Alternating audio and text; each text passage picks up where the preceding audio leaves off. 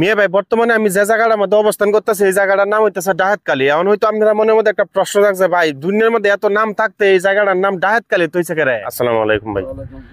আচ্ছা, এই যে নামটা যে দিছে ডাহাতকালী, মানে ডাহাতকালী নাম দেওয়ার পিছনে কোনো মানে রহস্য জানুন যে এই নামটা খেলে লাগিয়ে দিচ্ছে? আরো তো সুন্দর সুন্দর নাম আছেন। রহস্যটা মানে এই যে আগে শুরু বলা আমরা হুনি মুরব্বীরা মোহ ইন্দা আনিগুনি করলে ডাহাতি করতো। মানে ইন্দা যদি কেউ আনিগুনি করছে, মানে ফকিরের বাজার থেকে যদি কেউ এদিক যাইছে রাত্রে আর হান্দার পরে ডাহাতি করে দুগাল লাখে দিত। আচ্ছা আচ্ছা, আপনি যাইতেছেন কই তাহলে?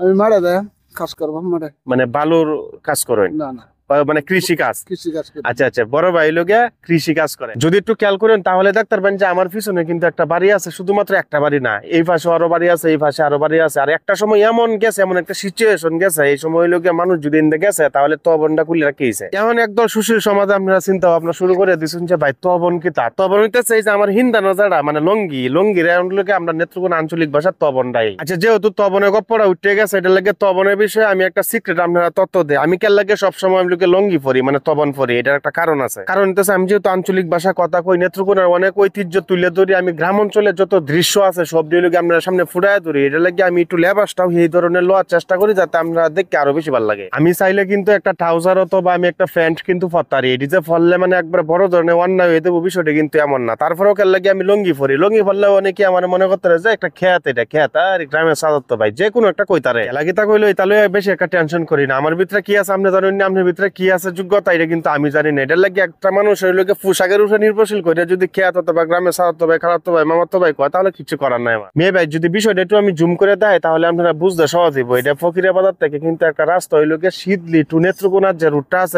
ওই লোকে একটা মাটির রাস্তা, মানে মেট্রো ফতায় ঢুকছে। এই মেট্রো ফটটা এই জায়গা তাই লোকে ইনো শেষ হয়ে গেছে, তারপরে হইলো দেখুন ইনটাকে আবার শুরু হয়েছে, মানে মাঝখানে একটা খাল হয়েছে আর কি। এইটা হইতেছে ডাহাতকালীর খাল। এই খালটা কিন্তু একটা ঐতিহ্যবাহী খাল। এই খালের নাম যদি কেউ শুনে তারপরেও কিন্তু চিনেলা, চিনার কারণ আছে, চিন্তু না করে। কারণ ইন্দা যদি এই বেটা যায় তাহলে তো বেটা তবনটা খুলে রাখি দিচ্ছে যে বেটা মনে তার কথা। এটা আর একটা মজার বিষয় আমরা দেখাই, আমরা নদীতে প্রায় সময় আমি কিন্তু ভিডিওতে দেখাইছি, ওই নদীতে যে পানি স্রোত ডুহে এটার সাথে কিন্তু বালু ডুহে, ওই বালুটা কিন্তু ওই নদীর যে কানেকশনটা কিন্তু ইন্ডিয়ায় ঢুকছে। আর ইন্ডিয়া ঢোয়ার কারণে ইন্ডিয়া বর্তমানে দেখতেছেন যে বালুর যে টাল, মানে এই বালু কিন্তু মানে ইচ্ছা মতন ওই লোকে বেচা শুরু করে দিছে। মানে যারা ওই লোকে জায়গার মালিক আছে তারা কিন্তু মানে বড় ধরনের একটা বিজনেস করতেছে। তারা কিন্তু আসলে তারা জায়গা জমি লোকে কৃষি আবাদ করতো মূলত।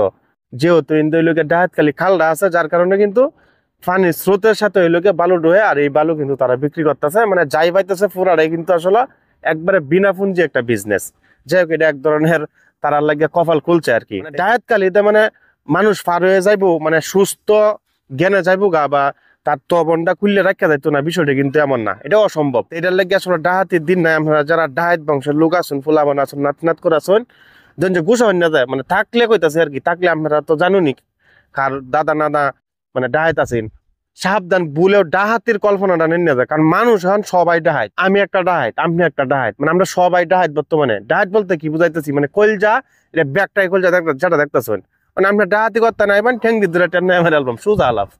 এটা আমি আপনার বাড়ির যাম ডাহাতি করার লাগে, আপনি আমার ঠেং দিতে ধরে টেনে আমার অ্যালবাম, কারণ আপনি ডরান না। এখন মানুষের কিন্তু কলজা বড় হয়েছে, গণবসতি বাড়ছে, এখন কিন্তু তার দিন নাই। মানে যেটি করছেন এটি তো আসলে ক্ষমতা এখন নাই, ক্ষমতা তো চিরদিন থাকে না, মাটির নিচে আছে, আল্লাহ বুঝাইতেছে, ফেরাস্তারা ঠান্ডা মানে ঠান্ডা করতেছে।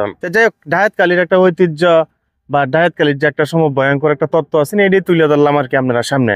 তাই যাই হোক, অনেক কথাবার্তা কইছি, কথার মধ্যে যদি কোনো ভুল ত্রুটি হয় তা অবশ্যই ক্ষমা দৃষ্টিতে দেখবেন। কারণ আমি যেহেতু মানুষ, আমার ভুল হইতে আর এটি স্বাভাবিক, ভুলটি কমেন্ট বক্সে তুলে ধরবেন এবং কষ্ট হয়ে ভিডিওটা শেয়ার করে দিন। যে যাই হোক, মিয়া ভাই বুবুর আল্লাহ তাআলা আপনারা ভালো রাখ, সুস্থ রাখ ও ফাঁসা নামাজটা দেখুন, যে নামাজটা আদায় না করলে কিন্তু ফেরাস্তারা ঠান্ডা মারে ঠান্ডা করে এলবো। এটা তো আমার সব আপনার যত বড় প্রেসিডেন্টের ফুল হয় না গেলে।